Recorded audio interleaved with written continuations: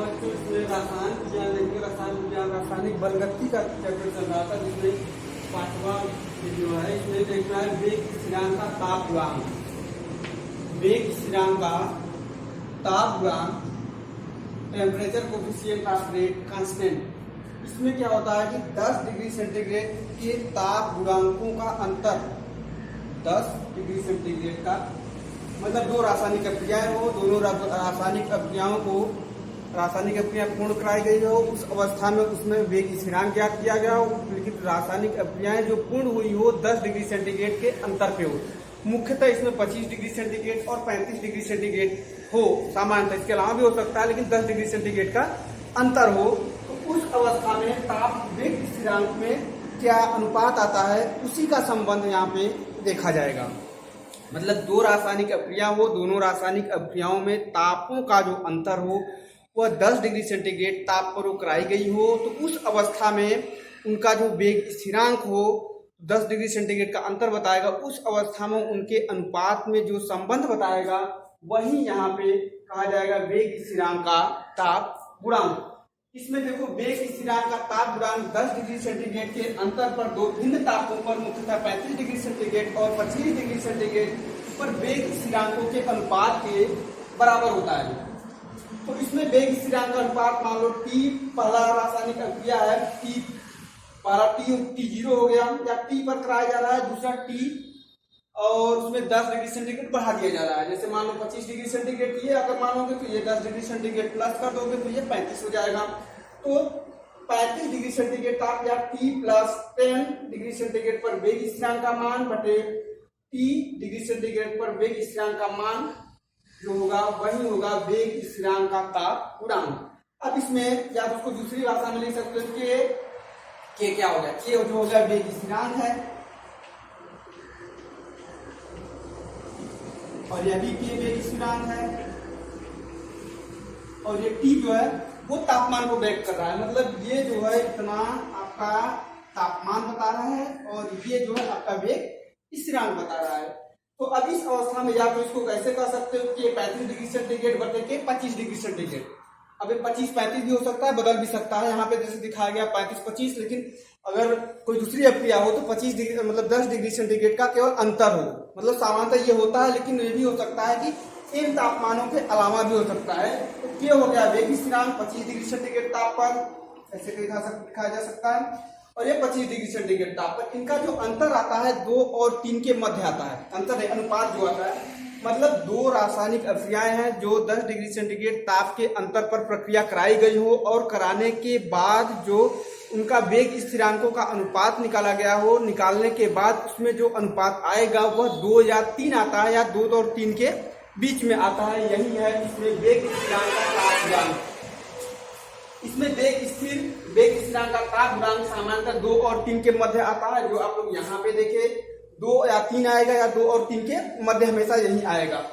अब इसमें आता 10 डिग्री सेंटीग्रेड ताप के बढ़ाने के फलस्वरूप जो है उसका वेग लगभग जो होगा 2 या 3 गुना बढ़ जाता है। इसका अर्थ यह है कि रासायनिक अभिक्रिया में इस कंडीशन में 10 डिग्री सेंटीग्रेड जब बढ़ा दिया जाता है, मान लो कोई 30 डिग्री सेंटीग्रेड ताप पर अभिक्रिया हो रही है और उसको बढ़ाकर 30 से 40 कर दिया जाए, तो उनके वेग स्थिरांकों का जो अनुपात होगा वह 2 और 3 के बीच आएगा, या 2 और 3 आ सकता है।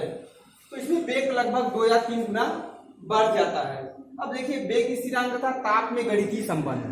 वेग स्थिरांक तथा ताप में गणितीय relationship between temperature and velocity constant. इसमें आया आर्हीनियस समीकरण के द्वारा। आर्हीनियस समीकरण होता है किसी अभिक्रिया के वेग स्थिरांक में ताप वेग स्थिरांक k पर, या वेग स्थिरांक को k से यहाँ पे व्यक्त किया गया है, तापमान को T से व्यक्त किया गया है। तो किसी अभिक्रिया के वेग स्थिरांक पर, वेग स्थिरांक k पर या वेग स्थिरांक पर तापक्रम T का प्रभाव आर्हीनियस समीकरण द्वारा व्यक्त किया जाता है। अब इसमें देखो ये कंडीशन है k equal to a into e power minus EA by RT, या ln k बराबर ln a माइनस EA बाई RT होगा। या तो फिर उसको ऐसे दिखाया जा सकता है 2.303 लाख 10 के बराबर 2.303 लाख 10 a माइनस EA बाई RT।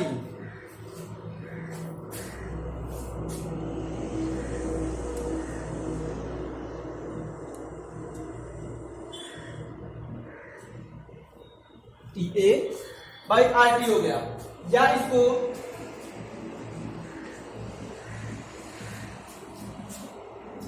log 10 के into log A minus TA by 2.303 by RT द्वारा, इन सब के द्वारा ये संबंध को आर्मीय समीकरण द्वारा ये प्रदर्शित किया जाता है।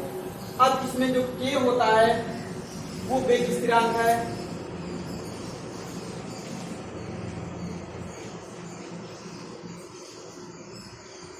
ये टेम्परेचर है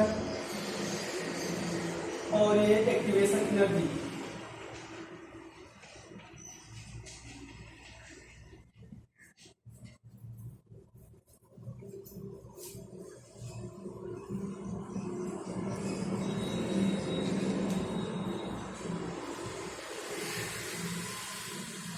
ये जो हो गया वेग स्थिरांक या वेलोसिटी कांस्टेंट या रेट कांस्टेंट हो जाएगा। T जो होता है वो टेम्परेचर होता है, टेम्परेचर वो भी होगा केल्विन में होगा। और EA जो होता है एक्टिवेशन एनर्जी, अब रिएक्शन होता है, रिएक्शन का एक्टिवेशन एनर्जी होता है। और R जो होता है गैस कांस्टेंट होता है। गैस कांस्टेंट में अलग अलग कंडीशन में अलग अलग अवस्था में उसका मान अलग अलग होता है। अगर एक्टिवेशन एनर्जी या क्या कहते हैं इसको सक्रियण ऊर्जा का मान R प्रति मोल में हो, तब वहां पे R या गैस नियतांक का मान 8.314 R प्रति मोल प्रति केल्विन होगा। क्या केल्विन को रखा जाएगा जब इसमें गणना किया जाएगा उस वक्त के लिए, या जब एक्टिवेशन एनर्जी जूल प्रति मोल में होगा उस समय R का मान 8.314 जूल प्रति मोल प्रति केल्विन रखा जाएगा। या अगर एक्टिवेशन एनर्जी का मान कैलोरी में है तो R का जो मान होगा 1.987 कैलोरी प्रति मोल प्रति केल्विन को रखा जाएगा। मतलब जैसा एक्टिवेशन एनर्जी का मान रहेगा उसी हिसाब से R या गैस नियतांक के मान को रखा जाएगा। यहाँ पे या R